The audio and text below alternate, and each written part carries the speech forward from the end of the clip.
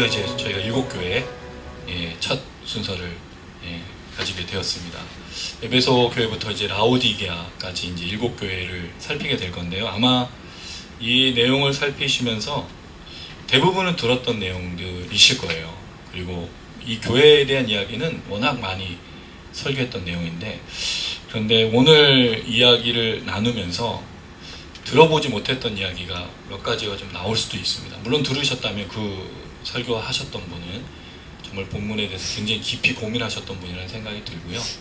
근데 이 이야기를 왜 해야 되느냐, 이 나눔을 왜 해야 되느냐는 좀 생각이 많이 들었어요. 제가 지난밤에 그 꿈속에 제가 설교하는 꿈을 꿨거든요.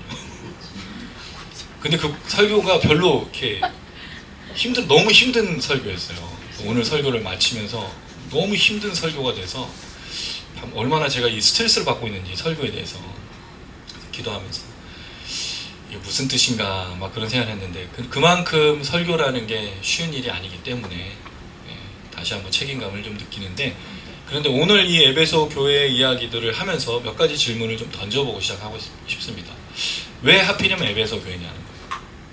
이게 첫 번째 질문입니다. 우린 사실 궁금해하지 않습니다. 왜 에베소 교회가 먼저 나오는지를 그냥 에베소 교회가 써져 있으니까 아무 생각 없이 읽는다는 거죠. 그리고 이제 우리가 항상 들었던 내용, 두 번째 내용이 첫사랑을 회복하라는 거예요. 그럼 그 첫사랑은 도대체 뭐냐는 거예요. 우리가 되게 알고 있는 첫사랑은 뭐죠? 구원의 감격과 구원의 기쁨이죠. 그래서 이 이야기를 굉장히 많이 하면서 수련회 때 또 집회 때 첫사랑을 잃어버린 분들 나오십시오. 무릎 꿇고 회개하고. 그렇게 안 나가셨어요? 맨날 나가죠. 원래 믿음 있는 분들이 제일 많이 일어서고 새신자 축제 때 본인이 영접 기도하지 않아야 되는데 대신해서 영접 기도해주고 본인이 맨날 영접하고 있어. 해야 될 사람은 안 하고. 그러니까 그런 부분에 첫사랑을 오해하고 있다는 거죠. 근데 이제 첫사랑을 요새는 좀 많이 본문에 가깝게 설명을 하고 계세요. 그럼 촛대로 옮기는 건 또 뭐냐 이거예요. 촛대 옮긴다는 얘기 많이 들었죠. 그럼 촛대를 막 자기가 옮기는 것처럼 얘기를 해요. 촛대는 인자가 옮기시는 거예요. 인자가 오신다는 얘기 속에 있어요. 이게 그냥 오는 얘기가 아니라 심판 때를 말하는 거잖아요. 그러니까 이게 굉장히 복합적인 얘기가 이 에베소 교회에 담겨져 있고, 왜 에베소 교회가 첫 번째 교회냐. 그런데 저는 사실은 7개 교회의 핵심은 7개 교회가 아니라는 생각을 합니다. 그럼 성경의 핵심이 뭐죠? 그렇죠, 예수 그리스도. 저는 이 얘기를 하고 싶어요. 그래서 에베소 교회부터 라오디게아 교회에 제가 지난주에 표를 하나 드렸죠. 근데 우리가 좀 좋아하는 게 뭔지 알았어요. 표나 그림을 굉장히 좋아하시더라고요.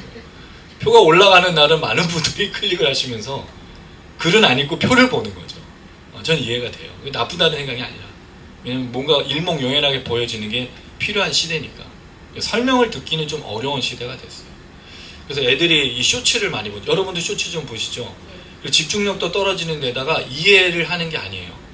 그냥 설명해 주는 대로 다 듣고 있는 거죠. 근데 어느 순간 그게 계속 똑같은 걸 반복해서 여러 다른 사람의 걸 보고 있다는 거죠. 그러니까 뭐가 떨어지면 지적 능력이 떨어지는 거예요. 사실 옛날에 우리가 책을 읽었지 않습니까? 성경도 막 읽고 토론도 하고 여러 참고 서적도 찾고 뭐 이런 게 어딨어요. 뭐 찾고 뭐. 근데 그렇게 이제 디지털화 되면서 우리가 아날로그를 잃어버린 이 감성 세대에 생각이라는 것 자체, 사고라는 것 자체가 죽어버린 거죠. 그리고 이제 목사님이나 특별히 이제 설교 시간에도 뭐가 나오죠? 뒤에서 PPT 또는 영상. 그러니까 그거에 익숙한 사람들은 말로 설명하는 게 굉장히 어렵게 느껴져요. 분명 한국말로 했는데 일본어로 들리고 영어로 들리고 다른 나라 말로. 그런 건 아닌가? 우리나라 말로 안 들린다는 거죠. 그만큼 어려운 거예요, 읽는 게. 근데 사실은 이걸 꾸준히 듣고 생각하는 사람들은 어렵지 않습니다. 왜냐면 그렇게 늘 해왔어요. 그리고 또 하나, 요한계시록이 창세기와 다른 점, 제가 지난밤에 그게 꿈이었어요. 요한계시록 막 열심히 제가 설교했는데 성도들이 힘들어하는 거예요. 왜? 창세기는 스토리잖아. 그리고 이거는 어떤 것 하나를 가지고 이야기하면 되는데 이거는 내용이 너무 많은 거예요. 하나하나에. 그러니까 이걸 다 설명하면 사실 집약하기가 어렵기 때문에 밤에 제가 그런 꿈을 꾼 거예요. 정말 새벽에 깨가지고 제가 기도할 정도로 그렇게 힘들었었는데, 근데 저는 그게 하나님 우리에게 주신 이 시대의 사명이라는 생각이 들면서 에베소 교회를 좀 생각해보고자 합니다. 여기서 핵심은 뭐라 그랬죠? 예수 그리스도가 누구냐라는 것을 놓치면 안 돼요. 에베소 교회가 중요한 게 아니라 누가 이 얘기를 했느냐가 중요한 겁니다. 이 초점을 가지고 한번 생각해 볼 건데요. 먼저 구조는 이렇게 되어 있어요. 에베소 교회에 편지하라. 자, 그런데 여러분 편지를 누구에게 하라고 되어 있죠? 사자예요. 네, 사자가 누구냐요? 안겔로스. 에인절, 천사잖아요. 그럼 천사에게 편지하는 게 되는 거예요. 자, 요 질문을 던지고, 그 다음에 누가 편지했는지 편지를 보낸 사람의 얘기가, 인자 같으신 얘기가 나오죠. 그리고 2절부터 6절의 내용까지 편지 두 가지 내용, 하나는 칭찬이고 다른 하나는 책망입니다. 요 두 내용이 나온 다음에 7절 마지막에 어떻게 하겠다라는, 그러니까 귀 있는 자는 성령이 교회에게 하시는 말씀을 들을지어다라고 말하면서 7개 교회 공통적으로 나오는데 거기에 이기는 자가 나와요. 그러니까 이 이기는 자라는 것도 굉장히 중요한 표현인데, 그럼 이기다라는 말이 무슨 뜻이냐는 거예요. 이건 뭘 전제로 하고 있을까요, 여러분? 이기다라는 거. 두 가지가 있습니다. 하나는 전투와 경기입니다. 이 에베소라는 지역은 아스테미 신전이 있었는데 풍요와 또 부를 상징하는 큰 여신전이죠. 이 에베소 지역이 25만 명이 거주했대요, 당시에. 25만 명이면요 굉장히 큰 도시예요. 항구 도시였어요. 정말 많은 사람들이 왔다 갔다 하면서 뭐 경기도 열리고 축제도 있었겠죠. 그러니까 이기다라는 말은 전투도 되고 경기도 되는 거예요. 이게 사도 바울이 잘 썼던 씨름하는 자. 근데 7개 교회 모두에 다 똑같이 이기는 자가 되어 있어요. 상을 주는데 상만 다르죠. 이 상에 여기에 아주 놀라운 방점이 찍혀 있는데 왜 생명나무 열매냐는 거예요. 아, 이게 아주 놀랍습니다. 그래서 오늘도 500원씩 갈 때 꼭 주시고 가시고요. 놀라운 거예요. 이 에베소 교회가 왜 이야기를 하고 있는지. 자, 그래서 그 얘기를 좀 생각해 보겠습니다. 자, 먼저 에베소라는 지역. 에베소는 여러분 우리가 어디서 알고 있죠? 사도행전과 에베소서. 사도 바울이 2차 전도, 3차 전도를 통해서 복음을 전했던, 그때 만났던 두 부부, 우리가 잘 아는 브루스길라와 아굴라 부부가 이 에베소의 시작이었죠. 그럼 에베소라는 이 교회는 2차 전도, 3차 전도를 통해서 그 시작이 됐는데, 에베소 교회를 세우면서 사도 바울이 사도행전 20장에 한 말 중에 내가 3년 동안 당신들을 위해서 얼마나 수고했는지에 대한 이야기가 나와요. 에베소 교회를 정말 사랑했다는 거죠. 근데 그때가 그 에베소서가 지어진 시대가 AD 약 62년에서 60년대 초반. 근데 우리가 읽고 있는 요한계시록은 약 그 시대 후반이나 70년대나 아니면 우리가 이제 도미티안 황제로 보면 90년대거든요. 시간에 좀 차이가 있다는 거죠. 그랬을 때 이 에베소라는 지역에 보낸 편지는 어떤 의미가 되겠는가를 생각해 볼 수 있는 거예요. 그래서 여러분 이건 사실 역사적인 문제잖아요. 그래서 이런 것들을 더 보면 뒤에 나오는 뭐 서머나 뭐 버가모, 굉장히 이런 지역적인 것들을 생각해 보면 재밌어요. 물론 여러분들 안 재미일 수가 있는데 이게 시간이 오래 걸리잖아요, 이거 하려면. 에베소 교회가 이제 대충 그렇다는 걸 좀 보면 좋겠고, 아까 신전이 있었고 항구 도시였으니까 수많은 사람들이 왕래했는데, 놀랍게도 이 에베소는 터키 지역이잖아요, 소아시아인데 이게 정복이 당해서 로마 제국에 들어가요. 로마 제국의 4대 도시 중에 하나였어요. 그만큼 로마가 신경 썼다는 말이죠. 그럼 로마 황제 치하에서 에베소라는 뭔가 의미가 있죠. 왜 이 교회에 먼저 편지를 했을까? 분명히 이것은 의도가 있는 것으로 보여지는 것입니다. 자, 그 다음에 사자, 안겔로스라고 말했어요. 이건 천사라는 의미인데 영어 번역은 다 에인젤로 했어요. 근데 한국 번역은 지도자, 뭐 심부름꾼 이런 식으로. 주로 누구에게 편지한 것이냐? 사실 이게 웃긴 게 반모섬에 지금 그 요한이 유배됐잖아요. 근데 인자 같으신 이가 편지를 써서 에베소 교회에 보내라는데, 근데 에베소 교회가 아니라 누구한테 만약에 보낸 거예요? 천사? 이게 웃겨. 그럼 천사를 어디다가 보내는 거예요? 편지를? 천상에 보내야 되는 거 아니에요? 그럼 이게 무슨 글이냐는 거예요. 그리고 또 천사가 받아서 다시 그 글을 누구한테 줘야 돼요? 에베소 교회. 그럼 뭐로 전달해 줬을 거냐는 거예요. 그러니까 이거는 사실 천사에게 보낸 거로 보기가 어렵다는 거죠.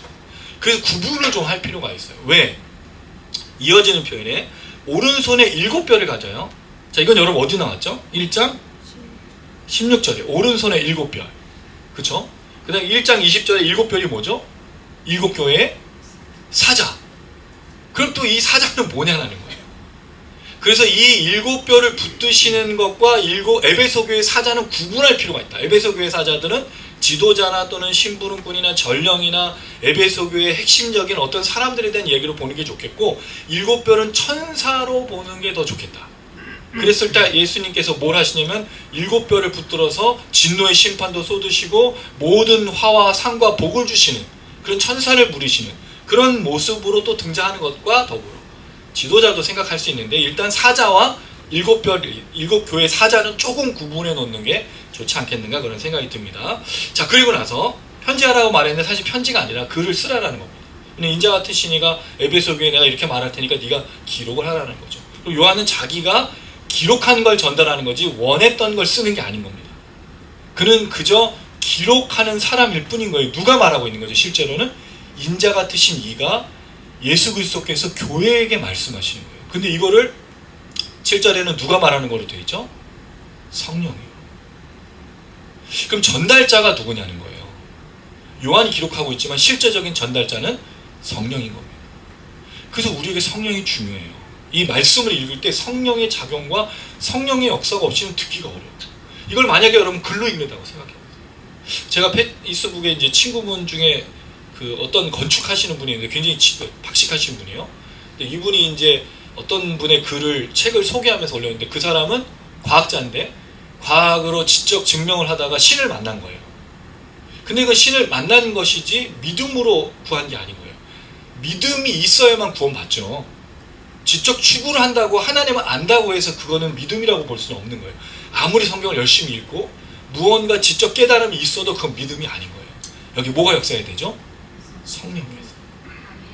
저는 이게 굉장히 중요하다는 겁니다. 이번에 아들이 휴가를 나왔었잖아요. 아들하고 이제 휴가를 나올 때 제가 데려다주고 데리고 오는 그 과정에 한 2시간 반 걸리니까 얘기 굉장히 많아요. 그리고 아들이 이제 군에 있었던 이야기, 여러 신앙에 대한 이야기를 하면서 아버지가 가르치고 아버지와 함께하고 내가 교회에서 배웠던 신앙이 뭔지는 알겠어. 그러나 아직 나에게는 하나님이 믿어지는, 하나님이라는 존재는 믿어지는데 신앙으로 진짜 구주로 내가 죄인이어서 예수를 믿는 그 믿음은 아직은 어려운 것 같다. 왜냐면 그거는 누구의 작용이죠? 성령이거든요. 그건 교회 생활을 한다고 되는 게 아니고, 내가 죄인으로 여겨지고 예수가 구주로 여겨지는 건 성령의 역사가 아닙니다. 그럼 이 교회에 편지를 보낸 건요, 글로 보낸 거지만 뭐가 작용해야 되죠? 성령. 오늘 설교도 저도 그렇고 여러분도 그렇고 성령이 작용하지 않으면. 그래서 사실 우리가 찬양하는 이유가 거기 있어요. 찬양은요, 분위기를 막 띄워서 마음을 막 부드럽게 하고 땡 친 다음에 예배 시작하겠습니다, 이게 아니라 성령이 임하실 수 있도록 계속 우리를 되새기게 하는 거예요, 찬양을. 그래서 반주자가 중요합니다. 노래를 잘하고 연주를 잘하는 게 중요한 게 아니고 어떤 반주와 어떤 목소리와 어떤 마음으로 선포하느냐가 완전히 달라지는 거예요. 꽹과리 같은 소리, 그게 아닌 거죠. 정말 성령의 역사실. 그래서 우리 교회가 중요하다 제가 말씀드렸어요. 찬양 역사를 우리가 감당할 교회로서 이 시대, 이 악한 땅 가운데 이 세대 속에 우리가 해야 될 것. 우린 찬양을 통해서 이 땅에 있는 그 강력한 진들, 이 땅에 있는 괴계와 속임과 거짓들을 찬양으로 선포해서 무너뜨리는 거거든요. 그래서 예배자인 거예요. 그냥 찬양하는 사람이 아니에요. 이게 단순한 문제가 아닙니다. 굉장히 중요한 거예요. 그래서 우리 찬양하는 우리 모든 성도님들 정말 성령 충만하셔야 돼요. 성령 충만 없으면 역사가 일어나지 않습니다. 그래서 우리가 이 성령으로, 그래서 예배에서 왜 사이 편지하라 말하면서 누가 편지를 보냈는지를 얘기하죠. 자, 1절을 한번 다 읽어볼게요. 2장 1절 시작. 에베소 교회 사자에게 편지하라. 오른손에 있는 7별을 붙잡고 7 금초대 사이를 보내시는 이가 이르시되. 자, 이 표현이 중요한 이유, 에베소 교회에 왜 편지를 했느냐에 첫 번째로 소개하시는 인자 같으신 이의 모습이 어떤 모습이었냐는 거예요. 이게 1장 12절부터 1장 13절에 나오죠. 1장 12절 13절 한번 읽어볼게요. 시작. 몸을 돌이켜, 1장 12절 13절입니다. 시작. 몸을 돌이켜 나에게 말한 음성을 알아보려고 돌이킬 때 7 금촛대를 보았는데 촛대 사이에 인자 같은 이가 발에 끌리는 것을 들고 가슴에 금띠를 띠고. 요한이 제일 처음 봤던 모습이 뭐예요? 금촛대 사이에 계신 분이었어요. 그게 오늘 본문에 등장하고 있다는 거죠. 에베소 교회에 제일 먼저 편지를 쓰면서 누가 이 편지를 쓰고 있느냐? 7 금초대를 다니는, 여기 이제 그 거니시는이라는 말이 페리파테오라는 단어인데 여행하다, 산책하다, 걸어다니다, 오고 가다라는 뜻인데 그냥 왔다 갔다 하는 그 의미가 아니라 주변을 돌아보는, 그 여러분 요새 그 유튜브에 보면은 그 글램핑도 하고 캠핑도 가는 유튜브 많이 올라오잖아요. 제가 최근에 봤던 것 중에 승봉도라고 인천에 있어요. 예. 이 알고리즘이요. 예, 거기 한번 가보고 싶더라고요. 언젠가 우리도 한번 가면 좋겠는데 이제 그게 중요한 건 아닌데 다니는 거. 지금 예수님이 인자 같으시니가 7 금초. 7 금초대가 뭐죠? 1장 20절에 보니까 7 교회. 그럼 교회 사이를 예수님 계속 다니고 계신 거예요. 이게 에베소 교회에 처음 나타나신 분이 모습이라는 거죠. 그게 요한이 제일 첫 번째 봤던 모습. 그러니까 요한이 제일 첫 번째 봤던 그 모습이 에베소 교회, 제일 첫 번째 교회 이야기를 하고 있다는 거예요. 그럼 무슨 뜻일까요? 모든 교회에 그렇게 다니시고 함께 하시는 인자 같으신 예수 그리스도를 설명하고 있다는 거예요. 이게 핵심인 겁니다. 그럼 예수는 어떤 분이시죠? 교회 사이사이를 다니시는 분인 거예요. 그러니까 물론 예수님은 오늘 여기 나타났다가 잠깐만 기다려 내가 너희 갈게 이게 아니라 동시에 나타나는데 모든 교회 속에 함께 하신다는 거예요. 오늘의 이 예배 속에, 오늘의 우리의 기도 속에, 오늘의 우리의 삶 속에 예수는 항상 함께 하시는, 그걸 4글자로 우리가 뭐라고 부르죠? 임마누엘. 임마누엘. 그게 예수님의 거니시는, 산책하시는, 다니시는, 살피시는, 그리고 이게 중요한 게 이유가 있어요. 이유가. 여러분 이걸 보면 뭐가 떠오르세요? 산책하고 거니시는 거 보면? 자, 힌트. 그렇죠. 7절. 내가 하나님의 낙원에 있는, 낙원이라는 말은 좀 잘못됐어. 낙원이라고 하면 파라다이스잖아요, 여러분. 헬라어로는 파라데이소스인가 뭐 그런데 낙원이라는 의미보다 동산이라고 하는 게 훨씬 더 좋죠. 왜? 앞에 7 금초대 사이를 누구를 말하는 거예요, 이게? 그렇죠. 에덴 동산에 거니시는, 다니시는. 그럼 에베소 교회에 왜 이 인자 같은 이가 나올까? 왜 에베소 교회가 첫 번째일까? 창조주시며 구원자이신 예수가 거니신다라는 걸 말해주고 있는 게 이 표현인 거예요. 그리고 이게 창조와 연결되어 있어요. 이거 조금 이따 설명을 더 드리도록 할게요. 그럼 막 여러분 좀 신나지 않나요, 이게? 네. 예. 강요당하고 있어요. 세뇌시키고 있고 안 신난데 막 신나는 거로 도파민이 막 나와야 돼요, 사실은. 근데 7교를 붙잡고 있죠. 7교의 천사들. 대접을 쏟고 환란을 쏟고 진노를 쏟는 그걸 부리시는. 그래 여러분 심판은 누구에게 달렸다는 거죠? 인자 같으시니. 두려워하지 말라라는 거예요. 이 에베소 교회가 로마 황제의 4대 도시였다. 로마 제국에. 얼마나 감시가 심했겠어요.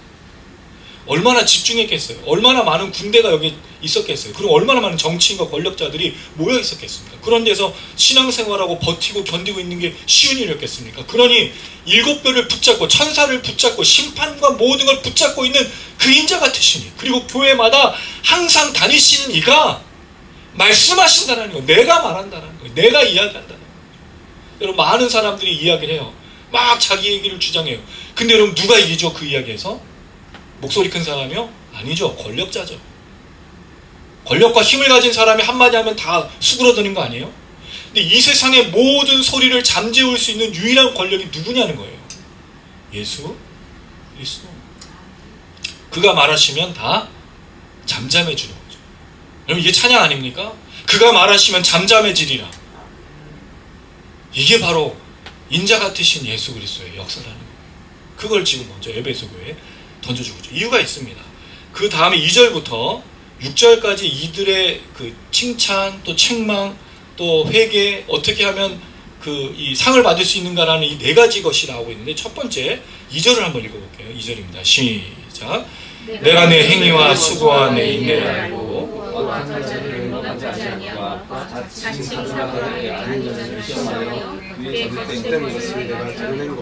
자, 2절을 읽어보면 여러분 이 교회는 어떤 교회 같습니까? 에베소 교회는요. 대단한 교회 아니에요? 왜? 첫 번째 뭐가 나오죠? 행위. 에르곤이라는 단어인데 이건 사업 또는 뭐 직장, 일, 뭐 다양한 그런 일하는 것과 관련되어 있는데 행위라는 말은 일이라는 거죠. 그들의 삶이에요, 삶. 그들의 삶이 어떤 삶이라는 거죠? 수고. 이 수고라는 단어가 참 좋은 단어인데 가슴을 치다라는 뜻입니다. 정말 최선을 다해 살고 있는 거예요. 왜? 지금 핍박을 받잖아요. 환난을 당하잖아요. 가슴을 치면서 견디고 있는 걸 말해주고 있는 거예요. 마치 우리 광복절 지금 79주년 지났죠. 독립투사들이 나라를 보면서 가슴을 치며 견뎠던 거예요. 많은 사람들이 자신의 재산과 모든 걸 포기하고 나라의 독립을 위해서 헌신했던 그 가슴침, 그 견딤, 그걸 말해준 거예요. 너희들의 행위, 그러니까 에베소 교회의 행위와 수고, 그 다음에 인내. 이 휘포모네라는 단어인데 인내라는 걸 우리는 이제 주로 뭐로 여기죠? 참는 거. 근데 인내라는 단어의 그 참는다는 그 뜻의 핵심은 확고함입니다. 불변함. 그러니까 억지로 막 일어나는 걸 참아야지 하고 참는 게 아니라 흔들림이 없는 참, 흔들림이 없는 편안함. 에이스는 뭐 침대는 과학인다 뭐 그런 거 있잖아요. 확고함이에요, 확고함. 왜 사람이 흔들리죠? 흔들리기 때문이에요. 왜 절망해요? 왜 낙심해요? 뭐가 보일 때마다 어휴 야야야. 근데 확고한 사람은요? 요동하지 않는 거예요. 이걸. 근데 이게 에베소 교회. 어떤 상황에서? 핍박과 환난과 수많은 상황에서 흔들림 없는 편안함으로. 쉽지 않습니다. 그 흔들림이 없는 그런 게 어디서부터 나올까요? 예수 그리스도. 어디다가 뿌리를 두고 있느냐가 중요한 거죠. 그래서 기도할 수밖에 없는 거예요. 저는 그 한 달의 기도가 저한테 굉장히 소중했던 것 같아요. 한 달에 기도를 해보니까 제가 20분씩 30분씩 찬양 부르면서 기도하면서 그렇게 했거든요. 너무 큰 회복이 되더라고요. 그건 사실은 자기가 있던 장소에서 모든 걸 할 수 있는 거죠. 기도해 보십시오. 말씀을 붙들고 살아보십시오. 하고 하나님 주시는. 자, 그 다음에 안다라고 되어 있어요. 이 안다라는 말은 전체에 걸쳐서 나오는데 그 안다가 두 가지인 겁니다. 행위와 수고와 인내를 아는 거예요. 또 뭐를 안다는 거죠? 2절부터 3절 앞까지가 다 아는 건데요.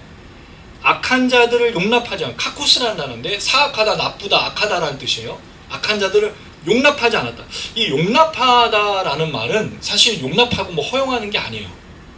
이거 견디다라는 뜻입니다.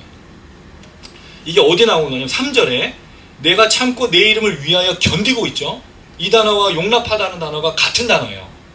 그럼 사실 이걸 같이 좀 번역을 했으면 용납하는 것과 견디는 건 완전히 다른 것 아닙니까, 여러분? 견디다라는 거거든요. 이 사람들을 내가 견딜 수 없어 했다라는 뜻이에요.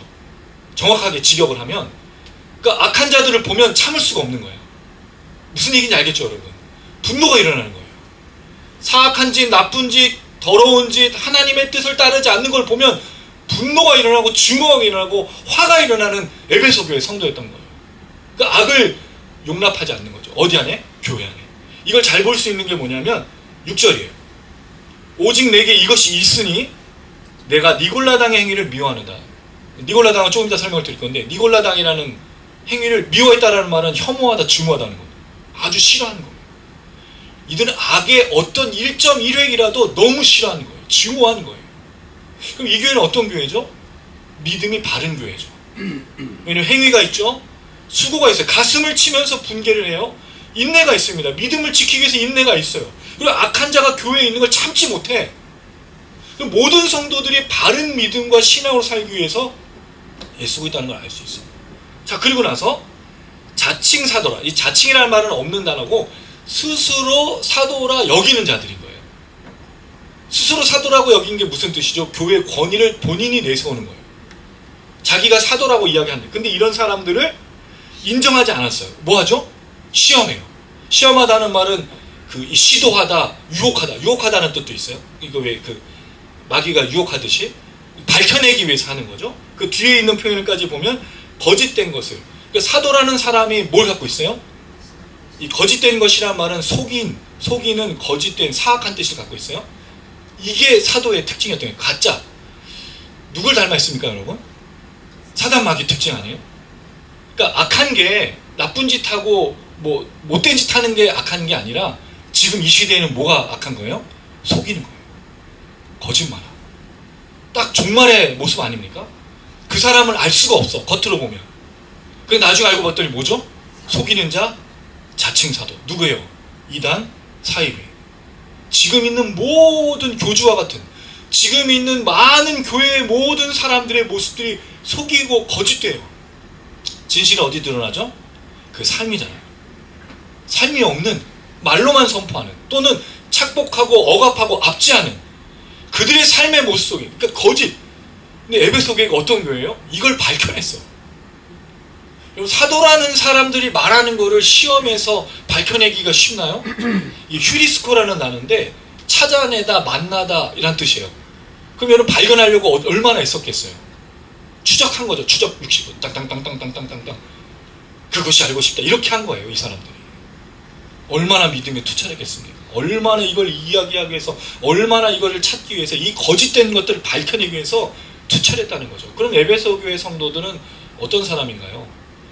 정말 믿음에 충실하고 흔들림 없는 믿음과 확고함으로 거짓된 것, 악을, 교회 안에서 이런 것들이 일어나지 않게 정말 애썼던 사람들을 알 수 있어요. 자, 그 다음에 3절입니다. 시작. 또 내가 참고 내 이름을 위하여 견디고 게으르지 아니하는 것을 아노라. 자, 여기 보니까 참고. 근데 이게 참고가 아니라 있다라는 단어를 썼어요. 가지다. 인내를 가지고 있다는 뜻입니다. 여러분, 사실 여기에 에코라는 단어가 가지다는 뜻이고 소유하다? 이 단어가 굉장히 많이 나와요. 예수님은 뭘 갖고 계시죠? 물론 동일한 단어는 아닌데 예수님은 7배를 갖고 계시고 교회사를 걸어 다니시죠. 근데 이들은 뭘 갖고 있습니까? 인내를. 인내를 가지고 살아가는 그들이었어요. 자, 그 다음에 뭘 하죠? 예수의 이름으로 견뎠어요. 포기하지 않았어요. 그럼 이들은 얼마나 믿음이 대단한, 예수의 이름으로 살아가잖아요. 여러분, 예수의 이름이 얼마나 위대한지 우리가 알죠. 근데 그 예수의 이름이 지금은 위대하지 않은 것처럼 느껴지기도 해요. 왜 그렇습니까? 그 예수의 이름을 부르는데 뭐가 일어나지 않아? 내 삶에 변화가 없으니까. 내가 살아가는 삶이 힘들어. 여러분, 예수님이 약속한 게 뭐예요? 제자들에게 지금으로부터는 내 이름으로 기도하면 내가 반드시 응답하려고 하셨잖아. 근데 예수님의 이름으로 기도했는데 응답됐어요? 되지 않은 것들이 많잖아. 그러니까 우리가 낙심하고 절망하고 무너지는 거예요. 예수 이름이 권세고 예수 이름이 능력이고 예수 이름이 모든 것이라고 말하고 있지만 그 이름의 능력을 경험하기가 참 쉽지 않은 거예요. 우리 삶이 어렵고 힘들어. 그렇다면 예수 이름은 아닌 것이냐? 그렇지 않다는 거죠. 이 사람들 속에 예수 이름은 어떤 거죠? 이걸 견디고 참았을 때 무슨 일이 일어납니까? 로마가 무너졌어요. 누구 이름만 남고? 예수 이름만 남고. 비록 이들이 순교하고 이들이 십자가에 달려 죽고 여러 가지로 죽었지만 예수 이름은 지금까지 2000년이 넘게 수많은 사람들의 입에서 만세의 구주로 외쳐지고 있다는 거죠. 로마 황제가 지금 외쳐지고 있나요? 그 권력을 옹호하고 그렇게 함께 살았던, 그렇게 핍박했던 사람의 이름이 외쳐지고 있습니까? 전혀요. 물론 이게 오래 걸리고 참는 것이 쉽지는 않지만 예수 이름에 권세가 없다는 말은 틀린 말입니다. 그 응답이 없다는 말도 틀린 말입니다. 견디셔야 되는 거죠. 어쨌든 에베소 교회는 예수 이름으로 견딘 거예요. 자, 그 다음에 이게 좀 어려운 말이에요. 게으르지 아니하다. 갑자기 여러분, 게으른 건 뭐죠? 게으르다. 그렇죠. 뭘 안 하고 그 다음에 뺀질뺀질 거리는 거, 그걸 우리는 주로 게으르다고 하지 않나요? 근데 사실 이 단어는 게으르다라는 말로 번역하기가 너무 어려워요. 자, 공동 번역, 낙심하는 일이 없었다. 새 번역, 낙심한 적이 없다. 현대어, 낙심하지 않았다. 새 한글 성경, 지쳐 쓰러진 적이 없었다. NASB, have not grown weary. 약해지지 않은 거예요. 게으른 게 아니라. 다시 말하면요, 참음을, 인내를 가지고 있었고요, 예수의 이름으로 포기하지 않았고요, 지치지 않았다라는 거예요. 게으른 게 아니라, 그러니까 이 번역이 이상해. 갑자기 일을 안 한 사람처럼 내버린데 그게 아니고 절망하거나 포기하거나 지치지 않았다라는 거예요. 어떤 상황에서 핍박을 받고 환난을 받고 참아야 되고 가슴을 치며 살아가는데도 절대로 포기하지 않았다는 거죠. 이게 마치 서로를 위해서 매주 만날 때마다, 아니면 매일 만날 때마다 힘내십시오 권면하면서 막 서로를 향해서 북돋아주고 용기를 북돋아주면서 견딥시다, 이겨냅시다 같이 막 하는 그런 혈서를 쓰고 그런 모습처럼 보여진다는 거예요. 결코 이들의 신앙이, 이들의 믿음이 게으르다는 말이 아니라 절대로 포기하지 않은 그 신앙을 너무 잘 보여주고 있다는 걸 알 수 있다는 거죠. 자, 그리고 나서 예수님이 책망을 하셔요. 자, 이거 되게 웃긴 거야. 4절 한번 읽어볼게요. 4절 시작. 그러나 너를 책망할 것이 있나니 너의 처음 사랑을 버려두리라. 책망하다는 말은 없는 단어입니다. 이거는 카타라는 전치사인데요. 뭐뭐에 반대해서. 내가 너에게 가지고 있는 게 있어. 반대할 걸. 이런 뜻이에요. 가지다라는 말이 굉장히 중요한 거죠. 난 너한테 가지고 있는 게 있어. 너희가 인내를 가지고 있어. 참은 걸 가지고 있어. 요동하는 걸 가지고 있는데 너희가 없는 것이다라는 걸 말하는 거죠. 그게 뭐예요? 처음 사랑을 버렸대요. 자, 처음, 첫사랑. 이건 프로토스. 첫 번째, 시작. 그럼 이 첫사랑이 과연 무슨 뜻이냐는 거예요. 지금까지 내용으로 보면 여러분 첫사랑이 뭐죠? 하나님에 대한 사랑일까요? 이걸 버렸을까요? 전혀 그렇지 않아요. 오히려 당시 에베소 교회에서 핍박과 환난 속에 에베소 교회를 버텼다는 거예요. 인내했다는 거죠. 그리고 절대로 포기하지 않았다는 거예요. 신앙을. 그럼 하나님에 대한 사랑을 버렸다라고 말할 수 있겠냐는 거죠. 이 버렸다라는 단어가 허락하다는 뜻입니다. 여러분 왜 옛날에 광고에 보면 연예인 둘께서 낙엽 막 던지면서 가버려! 죄송해요. 떠나가! 뭐 나 필요 없어! 이런 버렸다. 허락했다는 거. 가도록 만들었다는 것이죠. 첫사랑이 떠나갔는데 잡지 않았다는 거예요. 붙들지 않았다는 거죠. 뭐는 붙들었는데? 인내와 수고와 행위와.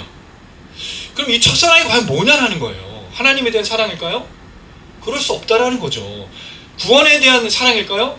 그럴 수 없다라는 거예요. 왜? 이걸 분명히 붙들고 있잖아요. 그 다음에 이제 니골라당이 나와요. 그럼 이 니골라라는 사람이 누굴까? 이걸 많이 지금 추론을 하고 있는데 교부들, 사도시대 지난 다음에 나오는 게 교부잖아요. 교부들은 대부분 이 니골라를 사도행전에 나오는 7 집사 중에 하나인 마지막 사람, 사도행전 6장 5절에 니콜라가 나오거든요. 니골라로 봅니다. 근데 정확한 건 알 수가 없어요. 그래서 이 니골라라는 사람이 변질됐다는 거죠. 이 니골라의 특징이 뭐냐면 이제 우리가 버가모에도 니골라에 대한 내용이 나와요. 이것도 좀 긴 내용인데 12절부터 시작된 17절의 내용을 보면 버가모 교회가 있어요. 자, 거기에 14절 15절 한번 읽어볼까요? 14절 15절 2장 14절 15절 읽어보겠습니다. 시작. 그러나 내게 두어 가지 행청할 것이 있나니 거기 내게 발람의 교훈을 지키는 자들이 있도다. 발람이 발락을 가르쳐 이스라엘 자손 앞에 걸림돌을 놓아 우상의 제물을 먹게 하였고 또 행음하게 하였느니라. 이와 같이 내게도 니골라 당의 교훈을 지키는 자들이 있도다.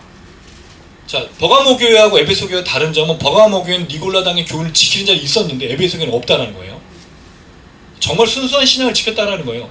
그럼 니골라 당이 무슨 뜻이냐? 민수기 22장부터 24장에 나오는 발람이라는 술사 아시죠? 모아방 발락이 이스라엘 백성들이 막 오니까 무서워가지고 이 발람을 찾아가서 야, 나 제사 드려줘. 쟤네 저주해줘. 근데 발람이 그러려고 딱 그랬는데 하나님이 나타나가지고 그렇게 했다 너 가만 안 둬?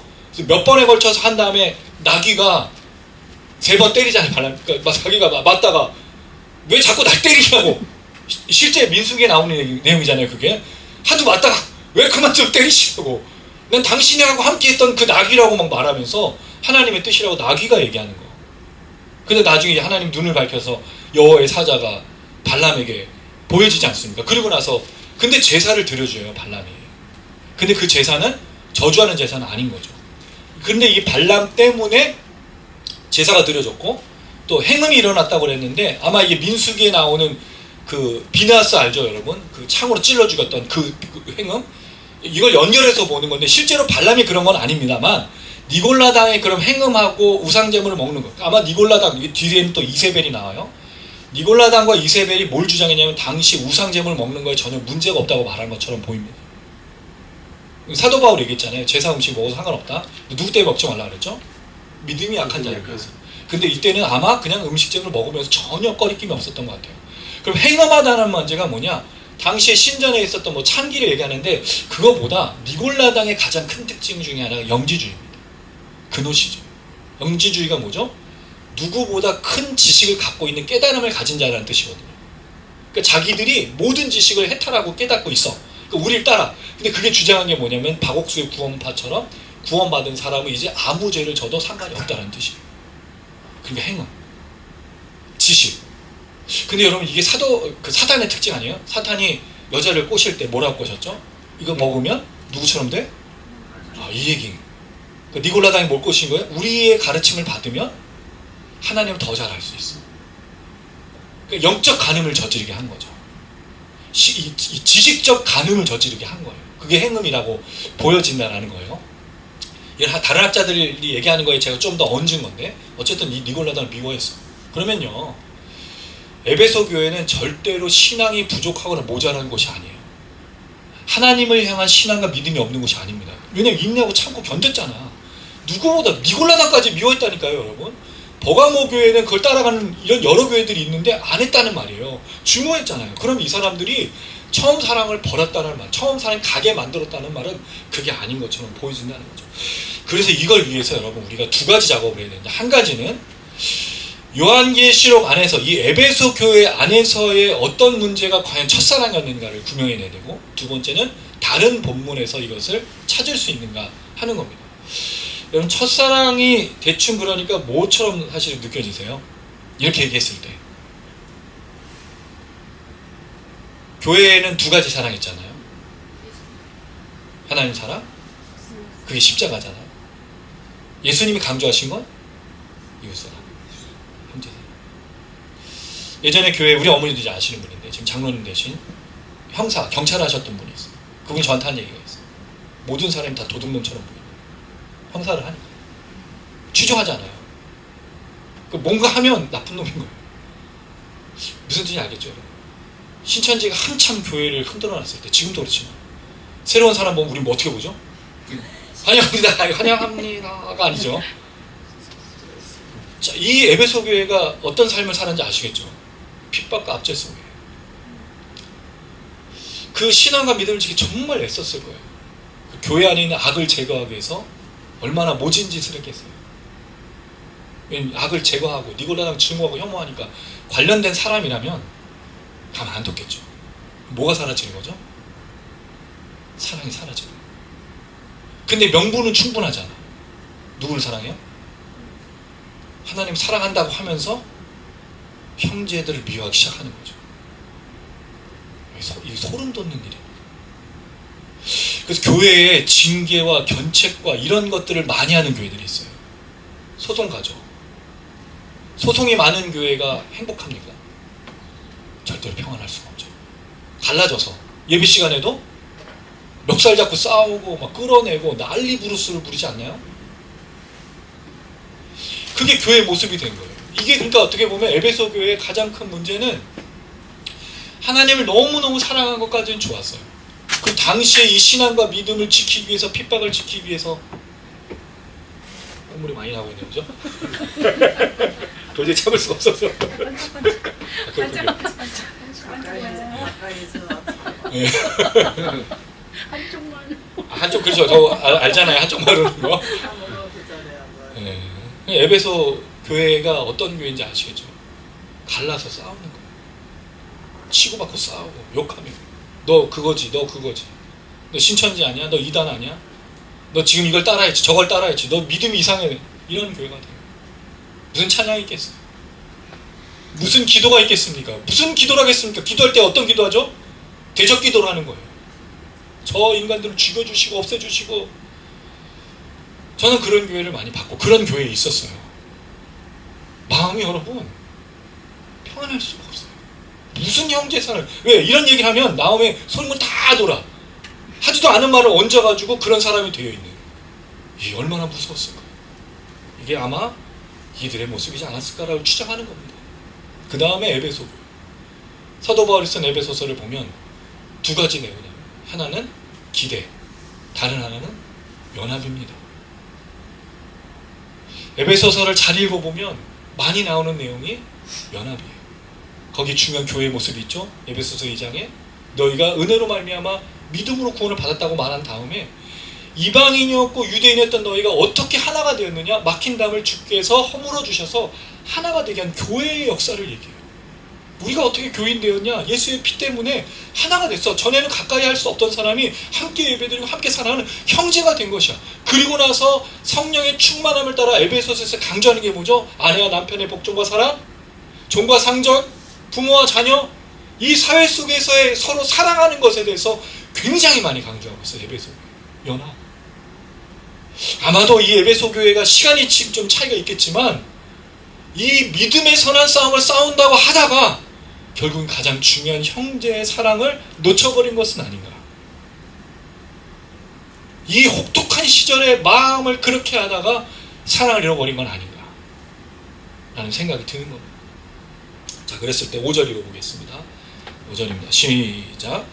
그러므로 어디서 떨어졌는지를 생각하고 회개하여 처음 행위를 하시라. 만일 회개하지 아니하고 회개하지 아니하면 내가 내게 가서 내 족대를 그 자리에서 옮기리라. 자, 떨어졌다는 말이 이게 사실은 그 핍토라는 단어인데 우리가 본 적이 있어요. 어디서 봤냐면 요한이 인자가 뜻신을 만났을 때 반응 속에 있었던 부분이거든요. 17절 내가 볼 때 1장 그의 발 앞에 엎드러져. 이 단어가 이 핍토, 떨어져 라는 단어인데 이제 실제로 그 높은 곳에 떨어지다 라는 뜻도 가지고 있고 멸망하다는 뜻도 있는데, 근데 이걸 그냥 떨어져라고 말한다면 어떤 수준에서 밑으로 떨어진 개념으로 사실은 설명할 수밖에 없잖아요. 그럼 그들이 수준이 있는데 수준에서 떨어졌느냐 이걸 설명하는 거냐, 아니면 어떤 상태에서 떨어진 거냐를 설명하는 거냐, 아니면 뭔가를 잃어버린 거냐라는 이런 질문이 생기는 거예요. 그랬을 때 다른 번역들을 좀 보겠습니다. 공동번역. 그러므로 내가 어디에서 빗나갔는지, 공동번역은 빗나갔다는 표현을 썼어요. 새번역 여기는 이제 어디에서 떨어졌는지, 현대어 달라진 것, 그 다음에 새한글 성경 어떤 상태에 있다가 떨어져 나갔는지를, 그 뭔가 떨어져 나간 거를 말하고 있는 거예요. 그 다음에 NASB, ESB 영어 성경은 다 fallen을 썼어요. 예, 다 떨어진 것을 이야기를 하고 있다는 거죠. 그랬을 때 사실은 이게 떨어졌다, 어떤 상태에서 떨어진 것보다 변질된 것으로 보는 게 훨씬 더 좋겠다는 생각이 듭니다. 왜냐하면 생각하고 회개하여 처음 행위를 가지라라고 말합니다. 이 처음에는 똑같이 프로토스예요. 첫 번째의 행위를 만들라, 창조하라. 가지라는 말은 만들라, 창조하다 이런 뜻을 갖고 있거든요. 포이에오라는 단어인데 만들고 뭐또 만들어내고 창조하고 이루고 행하는 걸 말하고 있다는 거예요. 그럼 다시 말하면 첫 번째 했던 그 행동을 다시 하라는 뜻이잖아요. 그럼 이 말은 떨어졌다는 말은 무슨 뜻이겠습니까? 하던 걸 지금 하지 않고 있다는 거죠. 그게 뭐예요? 게으르지. 무슨 나라고 그랬습니까, 여러분?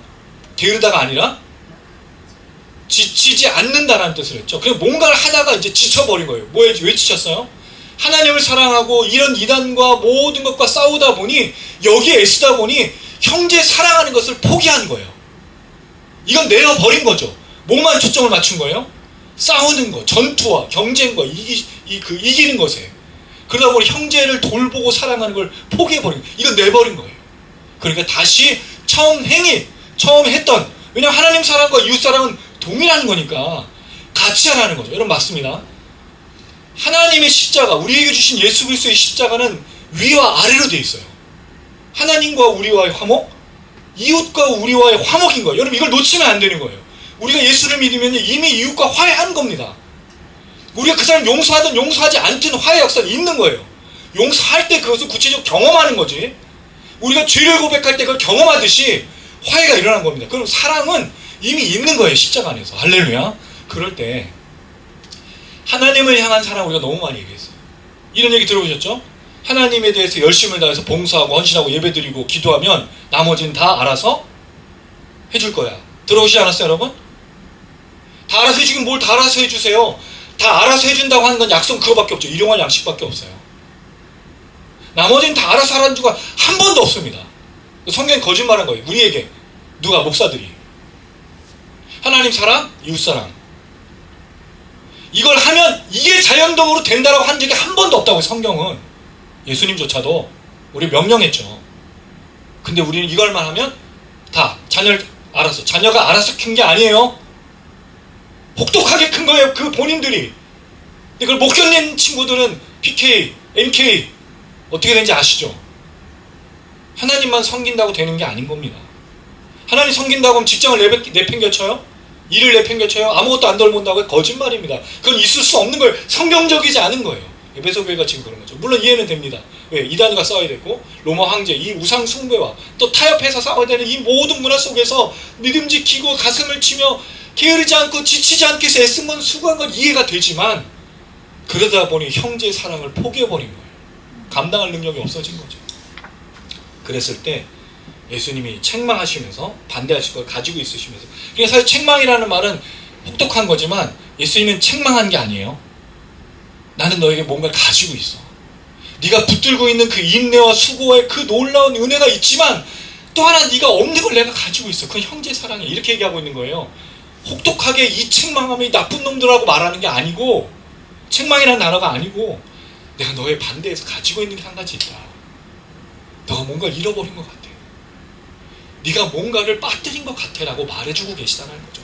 그랬을 때 뭐 하라고요? 생각하고. 생각하다는 말은 기억하다는 거예요. 기억하는 거예요. 여러분, 주님과의 관계 속에 좋았던 기억들이 있죠. 추억들이 있죠. 없나요? 기억하죠. 지금도 좋았습니다. 기억하셔야 돼요. 기억이 먼저입니다. 기억하는 게 중요합니다. 근데 우리 기억하지 않고 자꾸 뭘 하죠? 내놓으라 그래요. 다 필요 없고 내놓으라고. 지금 당장. 그때는 그때고 지금은 지금이지 않냐고. 그때 했던 건 아무것도 아니고 지금 해줘야 당신인 거라고 증명하라고 말하지 않습니까? 기억하셔야 돼요. 왜 시편의 출애굽의 이야기가 그렇게 많이 나올까요? 현실이 혹독하기 때문입니다. 그리고 하나님으로부터 이 지금 현실을 견딜 수 있는 힘을 받기 위해서 출애굽의 이야기를 자꾸 하는 거예요. 그래서 여러분, 시편은 출애굽기가 굉장히 많이 나와요. 그렇지 않습니까? 창조에 대한 이야기. 왜? 기억하는 거예요. 기억하는 거예요. 엄마 아빠의 그 기억, 좋은 기억, 지금을 살아내는 거예요. 우리가 지금 살아가는 건 사실은 기억으로 살아나는 삶입니다. 되게 중요한 거예요. 기억으로 사는 삶인 거예요. 근데 추억으로 즐겨면 사는 게 아니라 기억해내는 삶인 거죠. 두 번째, 회개하라. 회개가 뭐죠? 이 단어의 뜻은 마음을 변화시키다는 뜻입니다. 눈물 흘리는 게 아니에요. 통곡하는 게 아니에요. 한국 사람들은 회개에 다 뭐죠? 눈물 콧물 좀 흘려줘야, 그리고 목소리가 좀 쉬어줘야, 수련회 갔다 오고 나서 그 자랑스러운 게 뭐예요? 이러고 나면 다 은혜 받은 걸로 알고 있잖아요. 아닌 거예요. 뭐가 변화돼요? 마음이 변화되는 게 회개입니다. 그거를, 회개는 3박자. 뭐라고요? 기억, 마음의 변화, 세 번째, 가지는 거, 만드는 거예요. 이게 회개입니다. 회개는 그냥 눈물 흘리고 콧물 흘리는 그런 감정적인 게 아니라 기억하고 변화시키고 행동하는 거예요. 뭐를요? 잃어버렸던 그 형제 사랑을 회복하라는 거죠. 잘하고 있어. 근데 내가 너한테 빠뜨린 게, 네가 그렇게 하다가 빠뜨린 게 있어. 보니까. 왜? 눈이 뭐가 타오르고 있죠? 불이 타오르고 있잖아요. 이건 전투적일 거 아니에요. 싸우는 막 힘이 들어가 있고. 그런데 아니야. 힘을 좀 빼. 지금 그렇게 할 때가 아니야. 그리고 네가 지금 돌봐야 될 게 또 있어. 이걸 말해주고 있는 거예요. 왜냐하면 여러분, 뭔가에 집중하면요, 나머지가 보이지가 않아요. 특별히 분노에 찬 사람은요, 용서라는 게 떠오르지 않아요. 어떻게 끝나죠? 누군가 죽어야? 그게 지금 이 시대 아니에요, 여러분? 진짜 깜짝 놀라는 거. 작년에도 그렇고 올해도 그렇고 칼로 사람 찌르는 그 일본 검으로. 이런 시대를 살아요. 분노가 조절이 안 되는 거예요. 근데 여러분, 분노가 진짜 분노, 정확하고 선한 분노가 되려면 멈추는 거예요. 무슨 얘기인지 아시겠죠? 그 분노가 합당하고 정의로운 분노라면 멈출 수 있는 겁니다. 근데 우리 멈추지 않잖아. 그건 자기 욕으로, 자기 화로, 자기 감정으로 하는 거예요. 근데 이게 쉬울까요, 여러분? 쉽지 않죠. 그러니까 뭐 하라고요? 기억하라. 마음을 새롭게 하고 처음 사랑을 가지는 거. 형제 사랑을 하지 않으면 보이지 않는 거죠. 자, 그리고 나서 마지막 7절입니다. 우리 한 번 더 읽어볼게요. 7절 시작. 귀 있는 자는 성령이 교회들에게 하시는 말씀을 들을지어다. 이기는 그에게는 내가 하나님의 나무에 생명나무의 열매를 먹게 하리라. 저는 이걸 보면서 이 요한계시록이 놀랍다는 생각이, 창세기를 말하고 있다는 거. 아까 처음에 건의시는, 하나님이 건의시는 동작이 딱 설명될 때가 언제였죠, 여러분? 창세기 3장에 아담과 하와가 범죄했을 때예요. 근데 지금 건의시는 분은요, 교회 살이 건의시잖아. 하나님의 건의심이, 동산의 건의심은 유일하게 나타나셨던 그 모습은 죄를 짓고 두려워하는 인간이었어요. 근데 예수는 그렇지 않다라는 거죠. 그럼 여기에 뭐가 있는 거냐? 이기는 그에게는 내가 하나님의 나무, 하나님의 동산에 있는 뭘 주신다고요? 왜 하필이면 생명나무 열매죠? 이 교회만 주시는 거예요. 그럼 이런 질문이 생겨요. 그럼 영원한 생명은 생명나무를 먹어야, 열매를 먹어야만 영원한 생명이 되는 것이냐? 라는 생각이 들잖아요. 근데 그런 부분을 말하고 있는 거예요. 생명나무 열매를 통해서 우리가 생각해 볼게요. 이것 좀 찾아볼게요. 창세기 3장. 이것만 찾고 정리해서 이제 마무리하도록 하겠습니다. 창세기 3장 22절 24절. 왜 이 요한계시록이 창세기와 항상 연결이 됐는지를 너무 잘 보여주고 있어요. 창세기 3장 22절 24절 찾으셨죠? 같이 읽겠습니다. 시작. 여호와 하나님이 이르시되 보라 이 사람이 선악을 하는 일에 의리 중 하나같이 되었으니 그가 그의 손을 들어 생명나무 열매도 따먹고 영생할까 하노라 하시고 여호와 하나님 에덴 동산에서 그를 내보내어 그의 근원이 된 땅을 알게 하시니 이같이 하나님 그 사람을 멈춰서시고 에덴 동산 동쪽의 그룹들과 두루도는 불칼을 두어 생명나무의 길을 지키게 하시니라. 원래 생명나무의 길은 화양검으로 지켜져서 못 먹게 됐죠. 오히려 먹는 건 뭐였어요? 흙을 경작해서 먹었는데 이제는 다시 그 생명나무를 먹을 수 있도록 열어주신 거죠. 누가? 동산을 거니시니 인자가 드시니 창조가 다시 회복이 되고 있는 거예요. 할렐루야. 여러분 이게 창세기부터 요한계시록을 인자가 드시니까 다 연결하고 있는 거예요. 이분이 그 하나님이었던 거예요. 이분은 그 창조의 타락에서 아담과 하와가 범죄해서 사단에게 넘어가서 유혹을 당해서 먹었던 그 선악과 때문에 쫓겨났던 그 상황을 회복하신 분이라는 거죠. 창세기로 다시 돌아가게 하셔서 다시 요한계시록을 통해 그 새 창조를 이루시는 모습을 너무 여실히 보여주고 있다는 거죠. 근데 여러분 이렇게 설명하는 주석이나 이렇게 설명하는 강해가 많지 않아요. 제가 주석을 많이 찾아보고 연구해보지만 물론 이 동산 같으신 연결하고 생명나무도 연결하지만 정확하게 얘기하지 않는다. 우리 생명나무 열매를 주느냐, 생명나무 열매를 먹어서 영생을 하느냐, 그 문제는 지금 다루는 게 아니고 중요한 건 생명나무 열매가 열려서 이걸 줄 수 있도록 말하는 게 중요한 거죠. 그전에는 먹을 수 있었으나 먹지 못했죠. 죄로 인해서. 근데 여러분 그 죄가 또 무슨 죄예요? 아담과 하와의 죄가 뭐죠? 하나님의 선악과를 먹고 나서 범죄한 다음에 제일 많이 나온 그 아담과 하와가 타락을 인해서 경험하는 죄의 결과가 뭡니까? 아내는 남편을 바라지만 남편은 아내를 보지 않는다 그랬죠. 복종시킨다 그랬잖아요. 그리고 남편은 뭐만 바라봐요? 흙만. 그리고 죽어. 뭐죠? 갈등입니다. 근데 지금 이거를 회복하시는, 남편과 아내가 한 몸을 이루는 것처럼 회복하시는, 생명나무의 열매를 주신, 다시 동산으로 들어오게 하시는, 천국으로 돌아와서 모든 형제와 자매가 함께하는 그 놀라운 축복의 역사를 이루고 계신다는 거예요. 그랬을 때 우리가 빠뜨린 거, 촛대를 그 자리에서 옮기리라. 그 자리에서 너의 촛대를 옮긴다는 뜻이죠. 그럼 7금 촛대가 꼽혀 있었잖아요. 그래서 빼버린다는 거예요. 무슨 뜻이죠? 교회가 아니라는 뜻이에요. 뭐가 없으면? 형제 사랑이 없어요. 분명히 말씀드려요. 교회는요, 하나님 사랑, 이웃 사랑이에요. 이것만 있는 교회는 교회가 아닙니다. 반드시 옆으로 가는 수평적인 형제 사랑과 이웃 사랑과 나눔의 사랑이 없으면 교회가 아니에요. 지금 이 시대의 교회는 잘못됐어요. 문제가 심각합니다. 다 하나님 사랑한다고 말하는데 뭐가 없어요? 이웃 사랑이 없는 교회예요. 이 땅에 있는 수많은 주관의 영혼들에 대해서 관심조차 없는 교회예요. 뭐하죠? 학교 세워, 병원 세워. 이게 사랑이 아니잖아요. 그들이 진짜 필요가 뭔지 관심이 없어. 사진 찍고 신학교 만들고 병원 만들고. 이게 왜 중요해요? 영혼에 관심이 없잖아요. 영혼에. 여기 있는 이 영혼들 무슨 관심이 있어? 여기 세워지는 이 그 선교센터 뭘 만들죠? 사람들 보고 돈 많이 버는, 하나님 돈 많이 버는 법을 가르쳐주는 그런 분이시냐고요. 왜 그런 걸 가르쳐줘요? 우리가 영혼이 어떻게 하면 고통을 받는 데서 자유할 수 있는지, 죄에서 자유할 수 있는지, 구원이 뭐고 생명이 뭐고, 어떻게 하면 다시 한번 그 에덴 동산으로 돌아가서 하나님과 함께 거니시는 하나님과 삶을 두려워하지 않고 생명을 누리고 즐거워하며 살 것인가를 말해주는 게 교회여야 되지 않습니까? 손을 내밀어 주는 게 교회여야 되지 않습니까? 이웃을 살피고 이웃을 돌아보고 이웃에게 말해주고, 당신이 혼자가 아니라고, 당신을 위해 기도하고 당신을 위해서 살아가고 당신을 위해 죽으신 분이 있다고 말해주는 게 교회 아니겠습니까? 이게 지금 사라져요. 형제 사랑이 없으면 교회가 아닌 거예요. 우리는 기억해야 됩니다. 교회는 하나님을 사랑하는 것과 형제, 이웃을 사랑하는 것이 반드시 있는 것입니다. 우리 교회, 그래서 기도 부탁하셨던 그 목사님, 사랑이 넘치는 교회. 저는 이게 되게 중요하다고 생각합니다. 우리 사명인 거예요. 우리 교회 정말 사랑이 넘치는 교회 되길 주님의 이름으로 축원합니다. 사랑이 넘치는 교회 만들기 간절히 소망합니다. 할 수 있어요.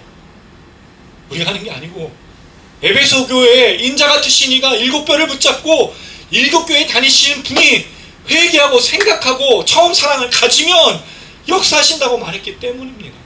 생명나무 열매, 진정 영생의 열매, 천국의 열매, 하나님과 동행하는 열매, 하나님과 함께 거니는 그 동산에서의 그 열매를 누릴 것이기 때문입니다. 그래서 우리 할 수 있어요. 해야 됩니다.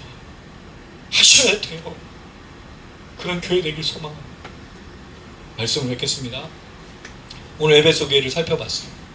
사실 내용이 여러분 쉽지 않습니다. 제가 이걸 준비하면서 원고가 거의 25페이지 가까이 돼요. 그래서 제가 주중에 이제 묵상에다가 그 자세한 내용을 설명하면서 쓸 거고, 나중에 7개 교회는 제가 표로 또 만들어 드릴게요. 일목요연하게 볼 수 있도록 표를 만들어 드리는데, 핵심적인 분이 뭐냐, 결국 에베소 교회의 인자 같으시니 창조주, 구원자, 동산을 거니시는 그 예수께서 교회를 다니시는데, 이 교회를 가봤더니, 에베소 교회를 가봤더니 너무 열심히 사랑을 해. 근데 뭐가 빠졌냐면 너무 열심히 찬양하고 경배하고 예배를 드리고 삶으로 살아내는 건 좋은데 이웃을 돌보지 않고, 옆에 형제가 죽어가고 옆에가 어떤 일이 나오는지 돌보지 않는 뭔가 빠진 거예요. 그래서 인자 같으신 이가 말하면서 진짜 동산을 거니고 진짜 천국과 같은 이 땅 위에 임하신 하나님의 나라를 누리는 삶은 형제를 사랑하는 거예요. 그렇게 내가 올 때까지 생명나무의 열매를 가지고 촛대를 잃어버리지 않게 수고하며 살으라고 당부하시는 인자 같으신 이의 말씀이라는 거죠. 그래서 인자 같으신 이는 반드시 그렇게 걸어가는 교회에 역사하신다는 겁니다. 저는 기대합니다. 우리 교회 천국과 같은 교회, 그리고 이 천국과 같은 교회로 이 형제 사랑을 이뤄서 이 주변의 수많은 사람들을 회복하고 치유하고 사랑하는. 여러분 아시지만 사실 사람들이 제일 중요한 게 뭐죠? 사랑 아닙니까? 누군가 손잡아 주는 거. 그래서 우리 그런 거에 감동하잖아요. 지하철 역사에서 술주정 하셨던 분이 어떤 청년이 말없이 안아줬을 때, 근데 우리 말없이 안아주지 않죠. 사진을 찍고 신고를 하죠. 물론 그게 당연할 수 있어요. 왜냐하면 괜히 이 친절을 베풀다가 잘못된 일도 많이 있으니까. 그러나 사실은 먼저 손 내밀어주는 게 참 필요한 시대인 것 같아요. 그게 우리 교회였으면 좋겠다고 생각이 듭니다. 지난주에 제가 사진 하나 올려드렸어요. 우리 교회 간식. 진짜 아무것도 아니잖아요. 저 간식 올려드린 거. 근데 거기 그 글 저 엽서 제가 여기 놨어요. 누군가는 그래도 이 팍팍한 세상에서 따뜻함을 느낀다라는 거죠. 우리 교회 뭐 대단한 교회 아니지 않습니까? 근데 우리가 하는 일을 통해서 따뜻함을 전할 수만 있다면, 그리고 동산에 거니신 인자같으신 이가 그렇게 창조주요, 또 동산지기요, 또 그렇게 구원을 주시고 영생을 주시고 생명을 주신 분이라면 우리가 누릴 때 흘려보내고 나누는 그 역사로 살아갔으면 좋겠다는 겁니다. 그리고 우리 성도님들의 이 일주일의 삶 인상 쓰지 마시고 평안하시고, 여러분들을 만나면 사람들이 어이구 이렇게 왔냐고, 미원령 떡 하나 더 주는 게 아니라 사랑하는 사람에게 떡 하나 더 주는 그런 여러분들이 되었으면 참 좋겠습니다. 운전하실 때, 버스를 타실 때, 사람을 만나실 때 여러분들 막 기운이 분도의 이 불꽃이 아니라 사랑에만 불꽃이 막 일어나가지고 사람들에게 흘러갔으면 참 좋겠습니다. 그런 여러분들 되시기를 주님의 이름으로 축원합니다. 아멘.